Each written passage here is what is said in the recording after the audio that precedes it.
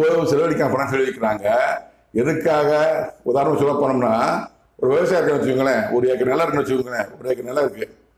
இவரு முதல்ல விதைப்பாரு, விதைய விதைப்பாரு. அந்த விதை எப்ப அது எங்க வரும்?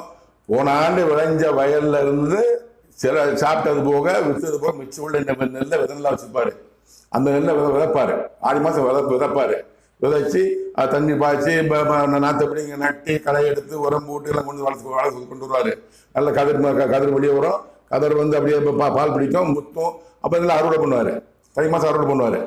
அறுவடை பண்ணி இப்போ கொஞ்சம் நல்லா சாப்பாடு வச்சுக்குவார், கொஞ்சம் நல்லா விற்றுருவார். விற்று செலவழிப்பார். அவர் சாப்பாடுக்கு மண்டலத்தில் செலவழிப்பார். மிட்ட கொஞ்சம் நெல் எடுத்து வச்சிருப்பாரு. நெல் எடுத்து அடுத்த வருஷம் விதைப்பார். அதே மாதிரி அரசியல்வாதிகள் ஒரு ஆட்சிக்கு வந்த உடனே முதலமைச்சர் தலைமையில் எல்லாமே எல்லா அமைச்சரும் சம்பாதிப்பாங்க. ஆட்சிக்கு வந்த உடனே சம்பாதிச்சு அந்த சம்பாதிச்ச பணத்தை பூரா தனக்கு தான் பொண்டாடி பிள்ளைக்கு மாமா